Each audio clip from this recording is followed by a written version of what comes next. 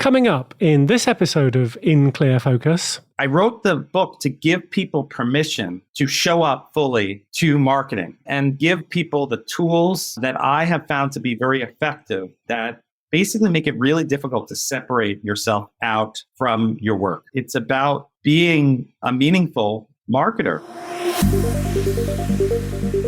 You're listening to In Clear Focus, fresh perspectives on the business of advertising, produced weekly by Bigeye, a strategy-led full-service creative agency growing brands for clients globally.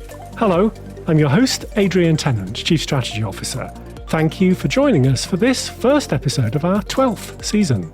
As we've discussed in previous episodes of this podcast, consumers have become more conscious of the social, environmental, and ethical implications of their purchasing decisions, with younger consumers in particular prioritizing brands that align with their personal values and beliefs. We've also heard from experts in sustainability about the importance of changing consumer habits and mindsets, plus the opportunities for marketers and brand owners to create meaningful change. Our Bigeye Book Club selection for July is Brand Strategy in 3 Steps, a purpose-driven approach to branding. The book explains a new way of building a meaningful brand strategy, centered around identity, intention, and authenticity in implementation. The book's author is Jay Mandel, the founder of Your Brand Coach, a brand management and professional coaching company. Jay is also a corporate trainer for the Association of National Advertisers, a member of the faculty at Sacred Heart University in Connecticut, and an adjunct professor of marketing at the Fashion Institute of Technology. To discuss some of the ideas, thought exercises, and case studies described in Brand Strategy in 3 Steps, Jay is joining us today from his home base of New York City. Jay, welcome to In Clear Focus. Thanks for having me. Well, congratulations on the publication of your first book. What prompted you to write Brand Strategy in 3 Steps? I went on this entrepreneurial journey after I was in corporate America. And it's been a 5-year entrepreneurial journey that started with teaching and consulting and coaching. And over the last 5 years, I've taught thousands of students marketing strategy, but I didn't find that the textbooks that I was reading and using were adequate based on the reality of marketing today. And to be honest with you, I didn't want to write a textbook, but I wanted to have a experiential book that really encapsulated my experience as a corporate person, my experience as an entrepreneur, and my experience as a person who's watching the world of marketing transform right before our eyes. And I took inspiration from the great Seth Godin and other people in this world. And I really created a modern day book that brings not only together this idea of marketing and the way marketing should be, but more of this personal approach that I've been living by myself for the last 5 years, where I'm bringing more of myself into my marketing. And that starts with my core values. So when I define the core values of candor, curiosity, and collaboration in 2018, that was basically the seed that led me to this book 5 years later. Jay, why is purpose-driven thinking essential for brands today?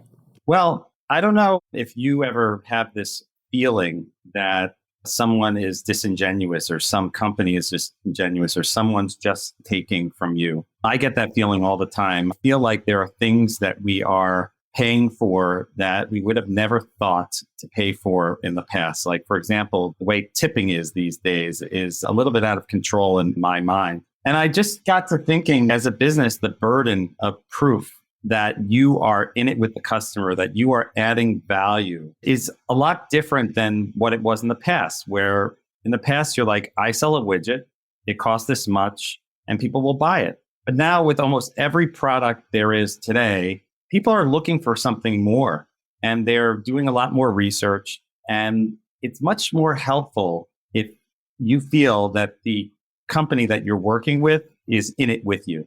So I don't like cliche purpose, meaning the purpose that is manufactured, like we're going to be celebrating every made up holiday. That's not purpose. Purpose is more along the lines of this company was built for a reason, for a particular audience.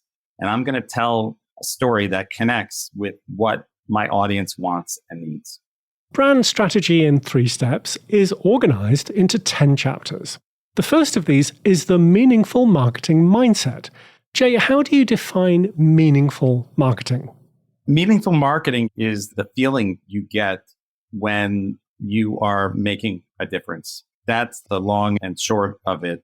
There are plenty of people that are in marketing that don't really understand the difference between a strategy and a tactic. If you don't understand the difference between a strategy and a tactic, you can't do meaningful marketing. When you have an overarching purpose and you are out there doing good in the world and you feel good about it, then it's meaningful. So you talked about the 10 chapters of my book, and the way my book is organized is a lot different than a lot of other books in the world. I don't even know if there is a book that exists. My premise to be a meaningful marketer is that you need to know who you are first. And so I told you that my core values exercise that I did in 2018 was a pivotal transformation in my life: candor, curiosity, collaboration. Those values help me choose who I engage with, who I don't engage with, what job I take, what job I don't take, what people to hire. And my belief is that those core values need to translate into a promise that you are going to make for yourself and for other people. And that's the simple marketing promise. My product is for people who believe. I'll focus on people who want. And I promise that engaging with what I make will help you get. That is Seth Godin's simple marketing promise. And it is such a good simple marketing promise that it helps me every time I start a project. When you're a purposeful marketer, when you're a meaningful marketer, you know what your customer believes. And when you know what your customer believes, you also know that they don't believe that they want to buy from you. They believe that they need something in their life that maybe you have to offer. So my product is for people who believe that air conditioning is absolutely essential on a hot day. That's a really important belief statement, but that's not your product. That's the answer. The answer is that they want to be comforted. They want it to be cool. And when you say then, okay, my product's for people who believe, I'll focus on people who want, then you could start to get into what your product offers and how you can help the person to achieve your purpose and their purpose. As you've mentioned, the 5 chapters which make up the first section of your book explore identity, inviting readers to reflect on breaking down personal barriers and determining who they are as people and as professionals. Jay, why was it important to include this in the book? When I worked in corporate America, I felt like a little bit of a shell of myself in many cases. I always remember when I worked in corporate America that I would have to put on Twitter or Facebook or wherever I was posting that whatever I say and whatever I do is not the reflection of my company. And I always felt quite awkward about it. I felt like I wasn't fully showing up. I felt like I was just a representative of the company. And I feel that times are shifting these days. I feel like the social media landscape, the younger generations, the way that they engage and the reality of the world that we live in today, it's much harder to separate that. And what I realized is that the sterile way that a lot of corporations go about doing business is not the same way that you or I would post social media when things happen in our lives. So if you start to think about these corporate settings and they're posting stuff and it's just a schedule and they're saying, okay, well, today's National Ice Cream Day and tomorrow's National this day. What are you actually doing when you're posting your content? So really what I'm trying to do in this book is basically say, you know what? You need to find a place to work at where you can show up and not be afraid to be who you are. And then you need to be able to translate that fully showing up into something that will allow your corporate social media or your corporate communications or whatever it is you're putting out into the world to feel a lot more sincere than what a lot of the bigger legacy companies out there are doing. Now, don't get me wrong. There are plenty of companies out there that are quite sophisticated and have really nailed the way of marketing where it's customer focused and you're really adding value and you're not trying to sell and you're really following a modern day buyer's journey. But there are so many companies out there that really are just talking to themselves and no one cares. So that's really what I'm trying to do. I'm trying to bridge the gap of being an individual, being a person who has a personality and an opinion, and being able to share that opinion in whatever setting you choose to work in. In the second chapter, you write about how marketers' empathy and self-awareness can help us to understand our audiences. Could you give us an example drawn from your own experience?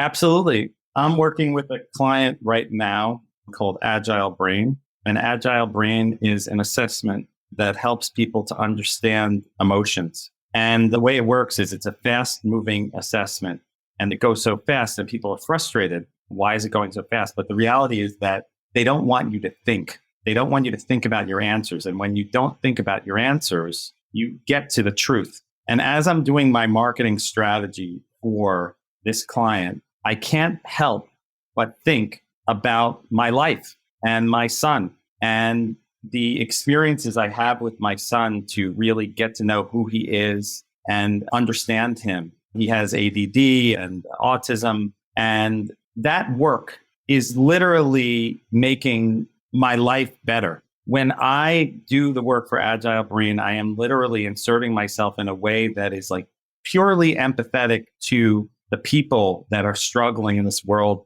that don't really understand how emotions affect them. And I literally think of my son, and I think of all the other people in the world, you, me, everyone who is post-pandemic, still trying to figure out what life in 2023 looks like. And I'm able to do that because I showed up to this company as myself.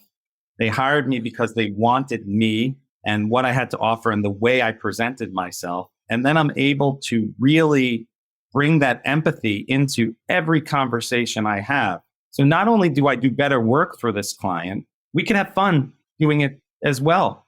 And we could really deliver work that could change the world. But if you go into a setting and you are just saying, I'm just doing a money grab here, and I'm just going to take this, usually it doesn't work out. People can sense it. They could smell it that you're looking to make money. When I needed to make money the most in the early part of my entrepreneurial career, I was unable to sell. The reason I was unable to sell was because I didn't have the confidence. I didn't have the methodology. I didn't have the experience. I didn't believe in myself enough to really command the sales conversation. But now that I have taken the time to do the work on myself, I've taken the time to really do the work to understand who it is that I could potentially get into business with. And I have a standardized, repeatable methodology that can be customized based on who I'm engaging with, which is basically the book. Now I have the confidence that no matter what situation is put at me, I'm going to understand myself and I'm going to understand my client and I'm going to understand my audience because I'm going to do the work and I'm not going to rely on cheap tactics to convey the message. As you've mentioned a couple of times, to achieve long-term brand growth, you believe marketers need a clear understanding of the difference between strategy and tactics. Do you have an example that you think helps differentiate the two? Yeah, there was a Marketoonist cartoon that I always use in class. And the cartoon says, so what are we doing? We're going to do Facebook. We're going to do YouTube. We're going to do Instagram. And then the person says, so what are we doing on those channels? And then they say, I don't know. I'm going to figure it out later. A lot of people say that strategy is I'm going to do Facebook, strategies I'm going to do Twitter, strategies I'm going to do Instagram, or strategies I'm going to do an event. No, those are tactics. A strategy is an overarching approach, a vision that leads you to a place. And there's this thing that I use that's from this guy named Julian Cole, who is an internet strategy person that I followed, and he calls it the nesting doll strategy. And basically what the nesting doll strategy does is it's like a target. And on the outside of the target, it talks about what is in it for the customer. And then you're able to figure out how you, as a brand, by doing what you do, delivers value specifically to that customer. And so with any project that I'm working at, I really try and deconstruct the project to look at it from the perspective of, if this strategy is effective, what place are we going to take the customer from and to?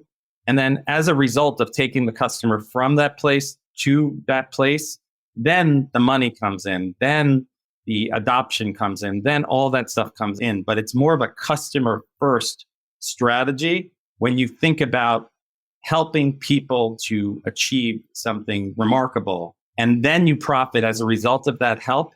That's strategy. Let's take a short break. We'll be right back after this message. Each month, in partnership with our friends at Kogan Page, the Bigeye Book Club features interviews with authors who are experts in consumer research, retail, and branding. Our featured book for July is Brand Strategy in 3 Steps, a purpose-driven approach to branding by Jay Mandel. The book walks readers through a new way to build a meaningful and authentic brand strategy focused on identity, intention, and implementation. In Clear Focus listeners can save 25% on a print or electronic version of this month's featured book by using the exclusive promo code Bigeye25. This code is valid for all Kogan Page products and pre-orders and applies to their free paperback and ebook bundle offer. Shipping is always free to the US and UK when you order direct from Kogan Page, and it helps the authors too.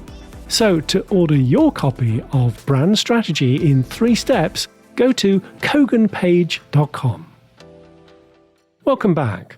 I'm talking with Jay Mandel, the author of this month's Bigeye Book Club selection, Brand Strategy in 3 Steps, a purpose-driven approach to branding. In Chapter 6, you write about Edward Bernays, often referred to as the father of public relations, and you describe the 4 elements Bernays felt were essential for creating a successful brand. Now, Bernays was active in the early and middle years of the last century. How can contemporary brands apply these elements, especially in today's digitally driven marketing landscape? Well, what Bernays did was not stuff that we would be proud of today. He used symbolism and really took products that were not necessarily good for people, like, for example, cigarettes. And he literally did his research and really determined the root cause of why cigarettes were not selling, men versus women having cigarettes, and et cetera. And he did this event where I think it was the Easter parade, and he created these things called torches of freedom. And if you look at modern day marketing and you look at the stuff that you're seeing on TikTok and you look at the way that people are using these psychological details, the reality is, as I studied Bernays, I realized that nothing has changed in the way we market. It's really understanding your audience. It's creating a movement. It's creating symbolism. So a lot of the things that I did based on my experience reading about Bernays, talking about Bernays, I don't care that he was a PR guy versus a marketing guy. The idea of understanding your audience and creating a movement and really helping people to participate in the movement, which will lead to an increase in adoption of the product. That's all he was talking about. And so that's why I found it important to include in the book. You suggest that one role of an agency is to create tension between stakeholders and team members. Jay, can you unpack this for us?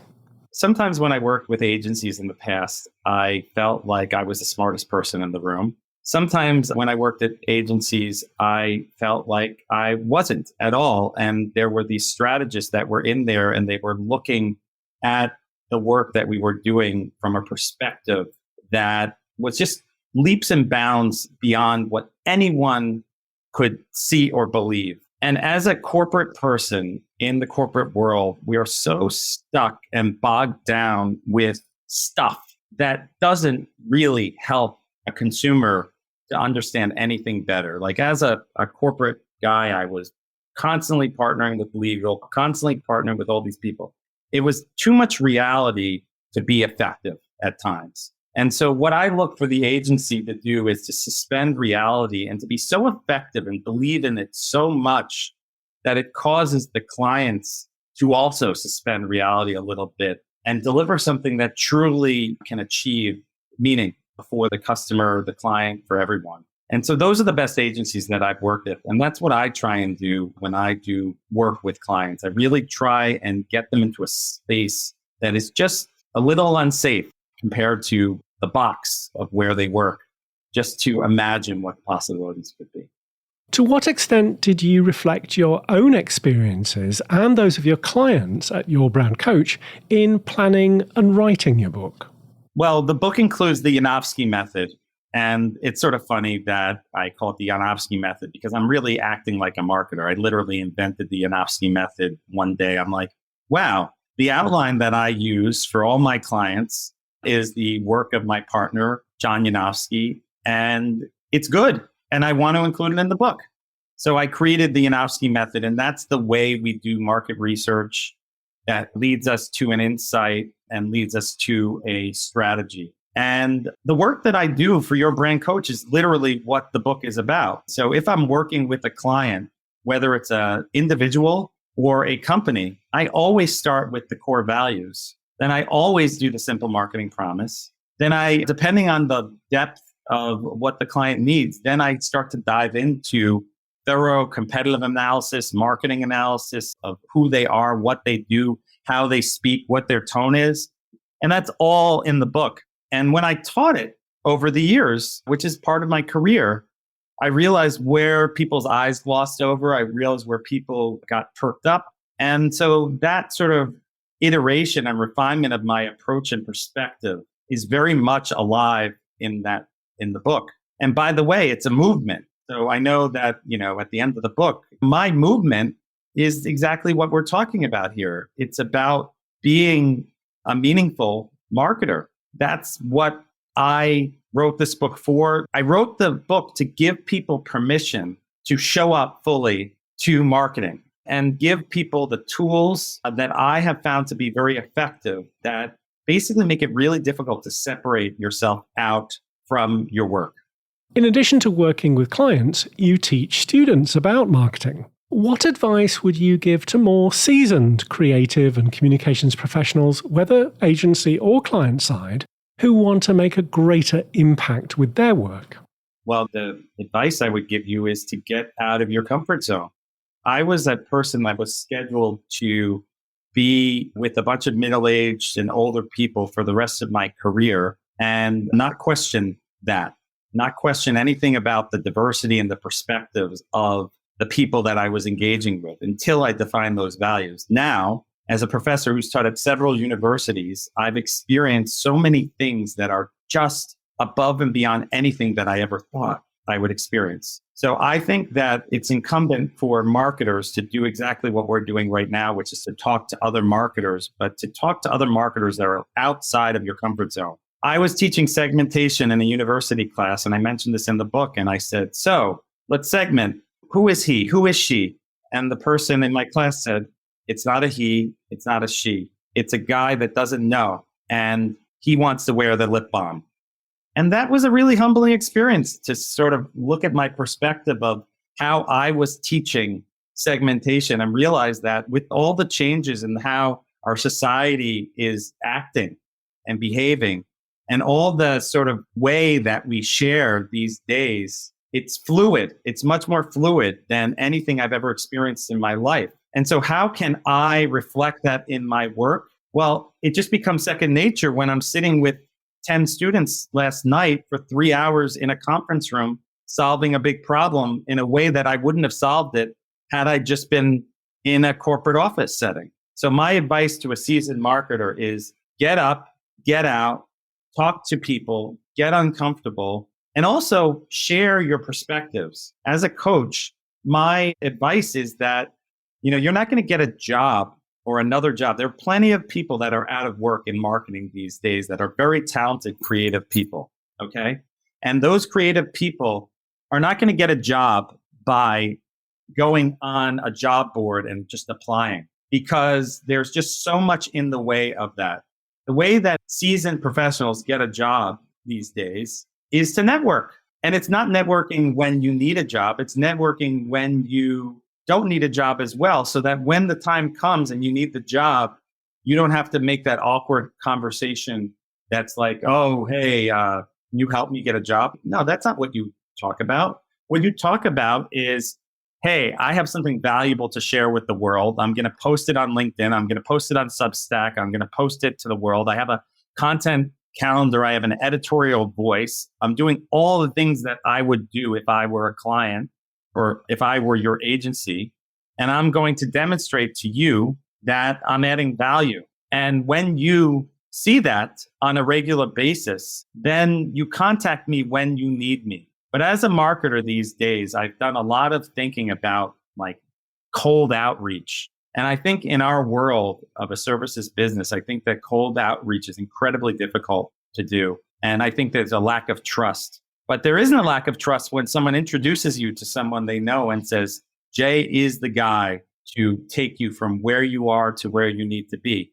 And how does that happen? That happens from constantly showing up and always being open to whatever it is that the world may give you on any given day, and to keep up with people and show genuine interest. And when they experience that and they're part of your circle, they'll just call you and say, okay, now it's time. I have some work to do. Let's do it. So that's the advice. Always be aware that your work and your livelihood can change, especially in this industry. Most people that I know in the world of marketing have had many, many, many jobs. And you always need to be aware that you could be on the market and you need to pave your way. So I went extreme and I created all this new life for me. And I created a diversified career with teaching, coaching, consulting, and every day is different. But you could do that with side hustles as well, to be an insurance policy in the event that something unpredictable happens in your world. What do you hope readers will take away from brand strategy in 3 steps? I hope that people will take away core values. And when I say core values, I've talked to many people who have read the book already, and then they're like, oh, you really wanted me to create core values? Well, yeah, I did. So I'm giving an open invitation to anyone who listens to this podcast. If you read the book and you put forth a good effort in trying to define those core values, but you find yourself stuck, or you find that you want to review those core values with me, just LinkedIn message me or message me on my website, and let's talk about them and how I could challenge you in a way that will force you to do a more effective job at your core values than if you were to just do it alone while reading the book. So what do I want people to take away? I want them to take away that everything that's in the book is stuff that I did, and it was difficult for 4 years. It's still difficult in my career, but I am at an inflection point right now with my career and life, and I am ready to take on what's next. And this book represents that methodology. And if I could do that and start with my core values and then make a simple marketing promise to myself, then create a book like I did, so can you. So my message to you is, I want you to believe that you could do more than what your job, which might be, I am just a social media expert. No, you're more than that. You're doing meaningful marketing. And sometimes you're going to need to connect the dots between what your assignment is and what the bigger mandate of the marketing is. If In Clear Focus listeners would like to learn more about you and your brand coach, what's the best way to connect with you?